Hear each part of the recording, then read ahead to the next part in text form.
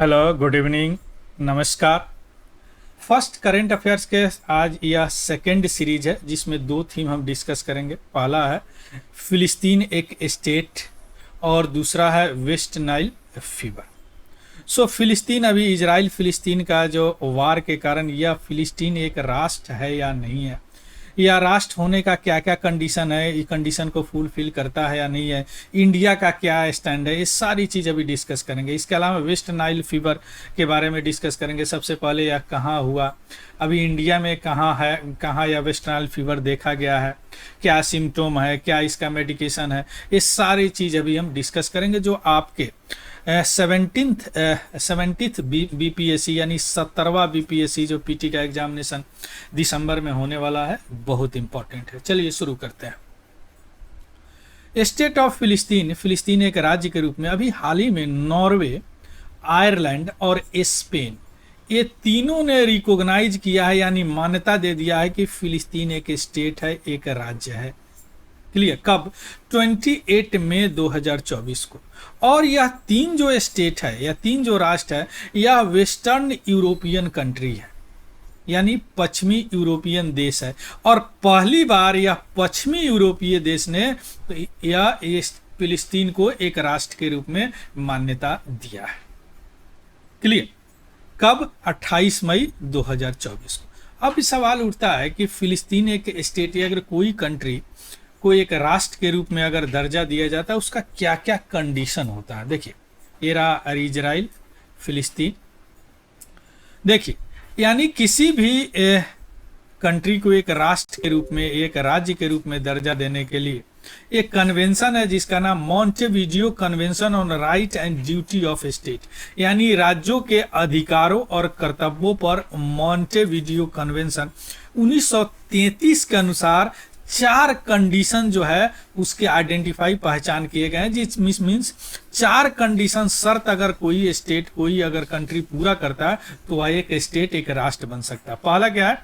ये permanent population, यानी उनके पास एक अस्थायी जनसंख्या होनी चाहिए। डिफाइंड टेरिटरी मीन्स परिभाषित एक क्षेत्र होनी चाहिए। उनका अपना एक गवर्नमेंट सरकार होना चाहिए। और अन्य राज्यों यानी अन्य राज्यों के साथ संबंध में, अन्य राज्यों के साथ संबंधों में प्रवेश करने की क्षमता, मीन्स इंटरनेशनल रिलेशन होना चाहिए, अंतर्राष्ट्रीय रिलेशन उनका कंट्री के साथ होना चाहिए। अगर यह चारों कंडीशन फुलफिल करता है तो वह एक स्टेट यानी राष्ट्र हो सकता है। इसके अलावा यूएन चार्टर के आर्टिकल 4 में भी बताया गया है कि कोई भी यूनाइटेड नेशन का सदस्य बन सकता है, सभी के लिए खुला है, बस केवल वह पीस लविंग स्टेट होना चाहिए यानी शांति प्रिय राज्य होना चाहिए, उसके लिए खुला हुआ। यूएन में कई बार यह रिजोल्यूशन आया जो पारित होने वाला भी था, लेकिन इजराइल का जो दोस्त है यूएसए, उन्होंने वीटो कर देते हैं, तो यह अभी तक यानी यूएन का मेंबर नहीं है। कौन? फिलिस्तीन नहीं है, इसलिए राष्ट्र भी नहीं है। आया बात समझ में? चलिए, अब हम आते हैं कि अभी क्या स्टेटस है फिलिस्तीन का यूएन में। अभी जो फिलिस्तीन है वह परमानेंट ऑब्जर्वर स्टेट है, मींस एक अस्थाई पर्यवेक्षक राज्य है, मेंबर स्टेट नहीं है। यह क्या है? ऑब्जर्वर स्टेट है। क्लियर? और इसी तरह का एक ऑब्जर्वर स्टेट एक वाटिकन सिटी है और एक क्या बोलते हैं, यह है फिलिस्तीन है। यह 2012 से यह non member permanent observer state है फिलिस्तीन, और यह यूएन का मेंबर नहीं है। क्लियर? तो ये आपसे पूछ सकता है कि फिलिस्तीन यूएन का मेंबर है कि नहीं, इसमें ऑप्शन दे देगा observer state, permanent observer state, member. तो आपको परमानेंट ऑब्जर्वर स्टेट यानी अस्थायी पर्यवेक्षक राज्य है।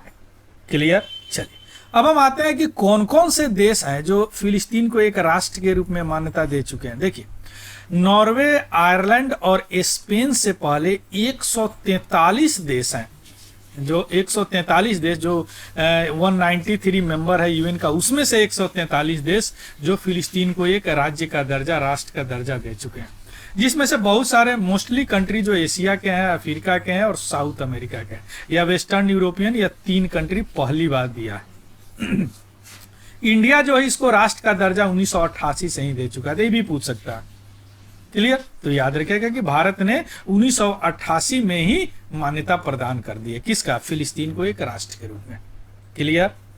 चलिए, ये हो गया फिलिस्तीन ए राष्ट्र। दूसरा क्या था, वेस्ट नाइल फीवर, है ना, वेस्ट नाइल फीवर। वे केरला गवर्नमेंट जो है 7 मई 2024 को वेस्ट नाइल फीवर को रिपोर्ट किया। कहा, 3 डिस्ट्रिक्ट में। कहा का, त्रिशूर, मल्लापुरम और कोझिकोड।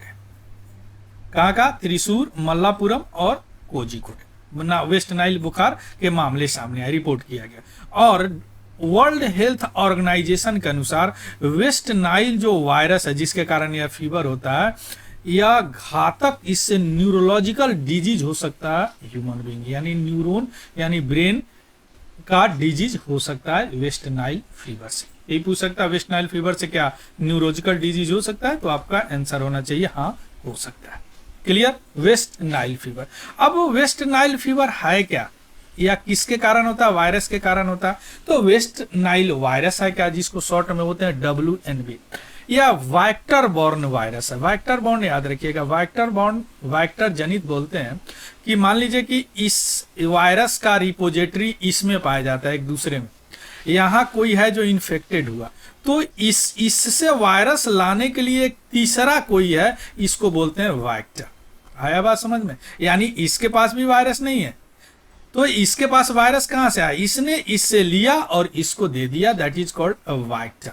जैसे मलेरिया मच्छर के पास नहीं होता, एक पारासाइट के पास होता है। पारासाइट पे बैठता है मच्छर, उसमें लग जाता है पैर वगैरह में, और वह वायरस ह्यूमन को काट, या मच्छर ह्यूमन को काटता है और ह्यूमन को फैल जाता है। तो यह मच्छर क्या हो गया, यह वेक्टर हो गया। तो वेस्ट नाइल वायरस क्या, एक वेक्टर जनित बीमारी है, यानी वेस्ट नाइल वायरस जिसमें होता उससे डायरेक्ट इन्फेक्टेड नहीं होता, कोई और लेके आता है। इस वायरस या फ्लैवी वायरस फैमिली से बिलोंग करता है। एक फ्लैवी वायरस है, एक फैमिली है जिसमें बहुत सारे वायरस है, उसी में से ये भी आता है वेस्ट नाइल वायरस। क्लियर। जैसे उसमें से virus Japanese encephalitis, yellow fever के वायरस भी फ्लैवी वायरस फैमिली से ही आते हैं, है ना। तो उसी में से ये भी है वेस्ट नाइल वायरस। क्लियर। देखिए, यह फ्लैवी वायरस का लिस्ट है, West Nile virus, Japanese, lasso, dengue 1, 2, 3, है ना, जीका वायरस, स्पॉन्डिवेनी, येलो फीवर, टिक बॉर्न इंसेफेलाइटिस, पोसावन वायरस, ये सारे फ्लैवी वायरस है। इसी में से यह वेस्ट नाइल वायरस। तो पूछ सकता है कि वेस्ट नाइल वायरस किस ग्रुप से है, तो आपका आंसर हो जाए फ्लैवी वायरस। क्लियर। अब देखिए, इसका वेक्टर क्या है, यह है मॉस्किटो, क्यूलेस मॉस्किटो, जबकि यह पाया जाता है चिड़िया में, चिड़िया से यह लेके आदमी में फैला देता है। इसी तरह इसका जो वेक्टर है कौन है, मॉस्किटो, एडिस मॉस्किटो जो डेंगू का, इसका क्या है, टिक, है ना, या रोडेंट में पाया जाता है ना। अब हम आते हैं कि वेस्ट नाइल वायरस कैसे फैलता है। अभी समझ देखें आप, क्यूलेक्स स्पीसीज का जो मॉस्किटो है वह प्रिंसिपल वेक्टर है, उसी के कारण यह संचरण होता है। संचरण का प्रमुख वाहक कौन है, या क्यूलेक्स प्रजाति का मच्छर। यानी यह मच्छर क्या होता है, इन्फेक्टेड मॉस्किटो जो इन्फेक्ट हो जाते हैं खुद, वह यह डिजीज फैलाते हैं ह्यूमन में, एनिमल में, है ना, इंक्लूडिंग बर्ड में भी फैलाते हैं। जबकि इसका जो रिजर्वायर होता है वायरस का, वह बर्ड ही होता है। ह्यूमन से ह्यूमन में ट्रांसमिशन अभी तक नहीं देखा गया है इसका, है ना। जानवर से आ जाते हैं ह्यूमन में, जैसे कि किसी जानवर में फैल गया, उस जानवर से ह्यूमन बीइंग, अगर किसी ह्यूमन को, अगर लेडीज को फैल गया तो उनसे जो बच्चे हो रहे हैं उनमें हो जाएगा, या है ना, जो मदर से चाइल्ड में आ जाता है ना, यह वेस्ट नाइल वायरस फैलता है। ये रहा एडिस इजिप्टी जो डेंगू चिकनगुनिया का है, एनाफोलिस मलेरिया का, क्यूलेक्स फाइलेरिया जापानीज इंसेफेलाइटिस, और यह वेस्ट नाइल फीवर का है। अब आते हैं इसका सिम्टोम क्या है। देखिए, इसका एसिम्टोमेटिक होता है, सिम्टोम कई बार दिखते ही नहीं। 80% इन्फेक्टेड पर्सन में कोई सिम्टोम नहीं देते हैं, संक्रमित पर्सन, लेकिन कुछ में सिम्टोम देखते हैं, लक्षण दिखते हैं, जिसको फीवर होता है, हेडेक होता है, फैटिक, थकावट, बॉडी एक, बॉडी में पेन होगा, नोजिया होंगे, रैशेस होंगे, और ग्लैंड वगैरह स्वेलन करने लगेंगे, ग्रंथियां सूजने लगेंगी, है ना। लेकिन कुछ में तो ऐसे होते हैं, central nervous system neurological disorder हो जाता है, वह भी परमानेंट रूप से उनका अफेक्ट कर देता है। यह है वेस्ट नाइल फीवर का सिम्टोम, जो किसके कारण होता है, वेस्ट नाइल वायरस के कारण होता है। अब इसका ट्रीटमेंट क्या है, इसका कोई ट्रीटमेंट नहीं है अभी, या कोई वैक्सीन इसका नहीं है।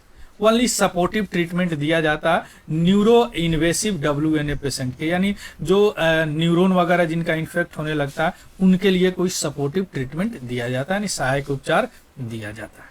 अब आते हैं कि इसको वेस्ट नाइल वायरस क्यों कहा जाता है। क्योंकि सबसे पहले यह एक औरत में वेस्ट नाइल डिस्ट्रिक्ट है युगांडा में 1937 में देखा गया। उसके बाद में इसको आइडेंटिफाई किया गया वर्ल्ड में, जो कि क्रो कौआ और कोलम्बिफोरम जैसे कबूतर और कबूतरी में पाया गया। वह कहाँ नील डेल्टा रीजन में 1953 में जो रिजर्वायर है उनमें यह पाया जाता है। यह सबसे पहले वोमेन में देखा गया। क्लियर, तो इसीलिए इसको वेस्ट नाइल वायरस बोलते हैं। क्लियर, तो ये दोनों चीज होगा, फिलिस्तीन एक स्टेट और वेस्ट नाइल फीवर, ये दोनों बड़ा इंपॉर्टेंट है। इसमें जो भी कीवर्ड हमने डिस्कस किया उसको कहीं नोट डाउन कर लीजिएगा, है ना, रिवीजन कीजिएगा एग्जाम से पहले। इसका PDF हमारा Telegram channel Tiwari general study से आपको मिल जाएगा, वहां से देख लीजिएगा, उसको भी ज्वाइन कर लीजिएगा। अगर इन्फॉर्मेटिव लगा हो तो प्लीज लाइक शेयर सब्सक्राइब जरूर कीजिएगा। So thank you, have a good day and happy learning. Thank you very much.